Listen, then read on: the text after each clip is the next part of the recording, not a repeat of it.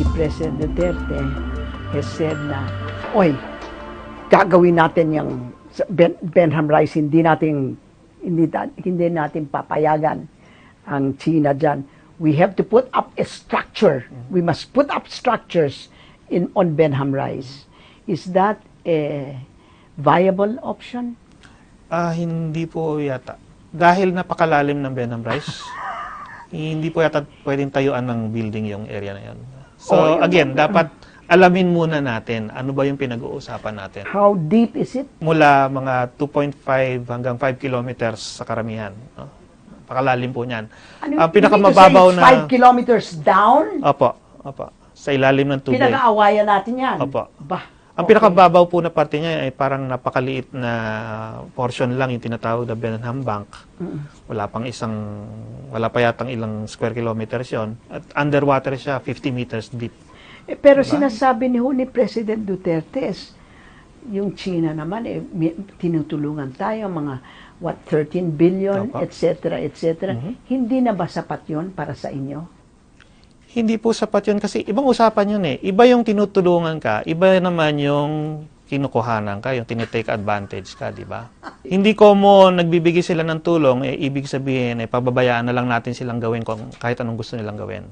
Opo, lalo na kung ang pinag-uusapan natin ay yung mga likas yaman natin, no, na hindi lang tayo ang dapat nakikinabang, kundi lahat din ng Pilipino sa kinabukasan.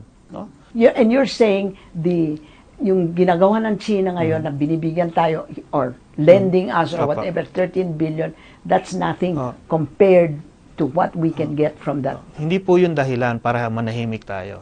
Sa ngayon, pangako lang yun. So, dapat proportionate din naman yung bibigay natin na bigat dyan. No? I mean, consider mo naman yun. Pangako to, tapos in the meantime, dito sa Benham Rice, nandyan na sila, nakukuha na nila lahat ng information at benefits. Pwede na nilang gamitin agad. No? Dapat naman ibabalanse natin. Why do they treat us so badly? Talagang parang... Well, unfortunately, no, historically, yung policy kasi ng gobyerno natin pabali-baligtad eh. Back and forth din ang swing. Nakikita ng ibang bansa na napaka-inconsistent din natin, no, lalo na sa pagdating sa foreign policy, nakita natin yan, no. Kaya parang nawawalan tayo ng credibility. It's not only Duterte naman kasi ano yan eh, yan ay kumpara mo kay Aquino, nakumpara mo din kay GMA, nakukumpara mo din kay Estrada at Ramos. Yun po eh, yung history na yon ang nagpapakita na nag-i-swing back and forth talaga tayo. Hindi po tama yon, no?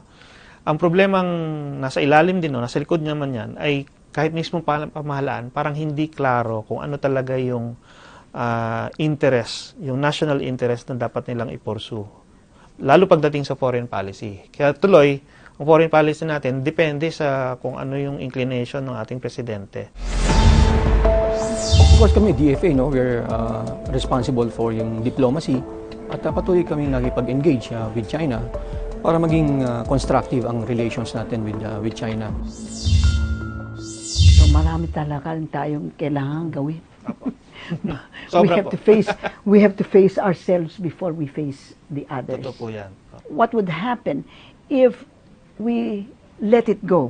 Yung bang pabayaan mo na kasi marami naman na tayong nakukuha sa China. Una, at present, yung effect nun, mayroong violation ng ating batas. Mayroon tayong batas para sa bawat resource. Pagdating sa petrolyo, ang exploration dapat, mayroong service contract na tinatawag.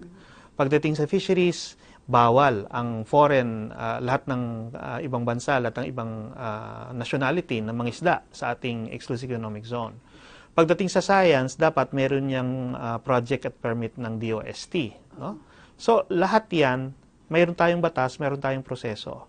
Para nga masigurado na yung benepisyo ng mga activities sa atin mapupunta. So kung hindi tayo mag-a-act ngayon, talagang... Mauunahan talaga tayo. At saka yung ating future generations, wala na. Maybe it's not for us, maybe it's for the future. Yes. What can we do? You know, pumupunta sila sa West Philippine Sea, pumupunta sila sa Benham Rice, wala tayong ginagawa. Can we do something? I-assert natin yung ating exclusive sovereign rights dyan sa area na yan. I-require natin ng China, no, na una, ihinto lahat ng ginagawa nilang exploration dyan sa ating exclusive economic zone at continental shelf. Kasi hindi naman talaga niya dapat ginagawa yan. Pangalawa, lahat ng information na nakuha niya sa lahat ng ginawa niya before at yung nakukuha niya ngayon, kailangang i-turn over niya sa atin. Dahil tayo dapat ang unang nagbebenepisyo dyan. Sa atin dapat papunta lahat ng information na yan. Pangatlo, kung gusto pa nga nilang ituloy yan, dapat mayroon nating permiso at mayroon tayong partisipasyon. At kung ayaw pa rin nila, actually may option tayo sa international law na kasuhan uli sila, no? Mayroong pwede tayong itayo na special tribunal diyan sa ganyang klaseng activities, no? At yun ang peaceful modes of dispute settlement natin available sa atin. Maaari nga hindi natin sila kalabanin pagdating sa military, no? Pero hindi ko mamali tayo, wala na lang tayong gagawin. The law is on our side on The this. law is on our side. How much will it cost the Philippine government to take all this legal action? Sa pagkakalam ko po ngayon, mga reasonably na yung mga $5 million.